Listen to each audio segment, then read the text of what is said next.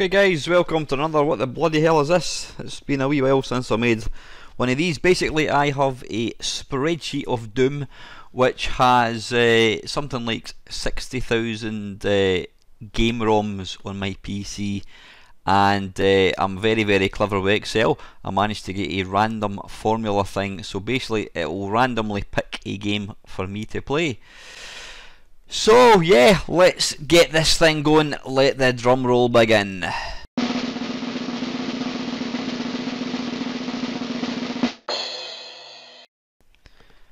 And it's Green Cross Toad on the Auric one.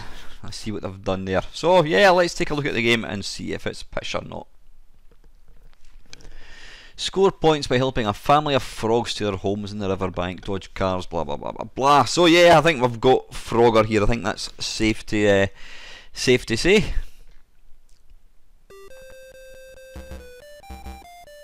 Right, where am I? Right, okay, so I'm the little green dude at the bottom.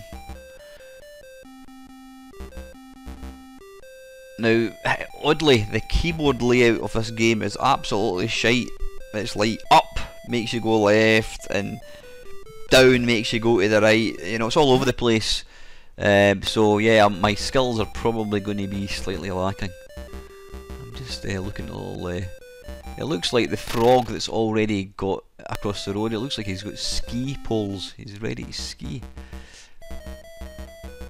What to say? I've never played an Auric in real life, and to be fair, I've never really used an Auric, even in emulation, other than the very occasional video. But it's nice to see. It's nice to see, you know, games on the system. I think it was kind of on a par with the Spectrum. I mean, I think the problem with the Auric was I think there was a few bugs in the operating system which didn't really help it very well, obviously. But I mean, the ZX Spectrum was just such a force. You know, it came along and it just blew away the competition. The price of it was, you know, was pitched at the perfect price point, and so, you know, a lot of really good, worthy computers they simply never got a look in. And as with most sort of early games of the time, it always featured classical music because there was no copyright issues back then. But saying that, it didn't stop them making shameless clones of, you know, the arcade games of the day. Your Space Invaders, your Pac-Man, your Frogger or Green Cross Toad, as this one is. But yeah, this I did do a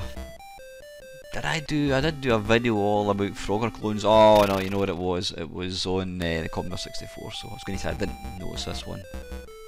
Yeah, I looked at a lot of Frogger clones, and there were many. But one thing I'm quite impressed with the Auric is the lack of colour clash. I somehow thought there was going to be colour clash, but then that's just because I'm thinking it's a Spectrum, and hardware wise I don't think it was anything like a Spectrum. The graphics are nice and sharp. I suppose colour wise you could see it's kind of Spectrum-y. I mean, that little purple car at the bottom, that was the Spectrum and the BBC were the only two computers, possibly the Amstrad as well, had that colour. I don't think the Commodore 64 had any kind of purple or pink.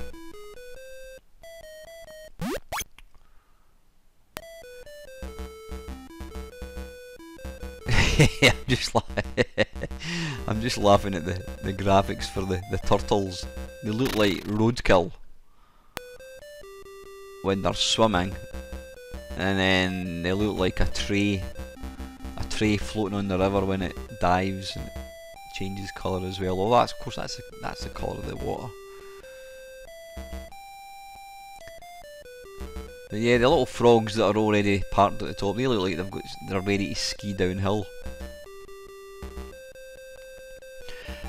In fact, if you look at them, they actually look, the top part, the eyes of the frog look like ears of a mouse, and the nostrils of the frog look like the eyes of the mouse, and the mouth of the frog looks like the nose of the mouse, and then it's got the two legs and it's got the ski poles.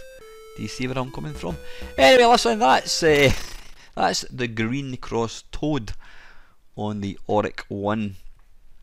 Not a bad game. I mean, I've had some absolute howlers of games that the Spreadsheet of Hell has picked me, so that was actually quite a good game. So anyway guys, as usual, I hope you enjoyed the video. If you do like what you see, please subscribe, and as usual, thank you very much for watching.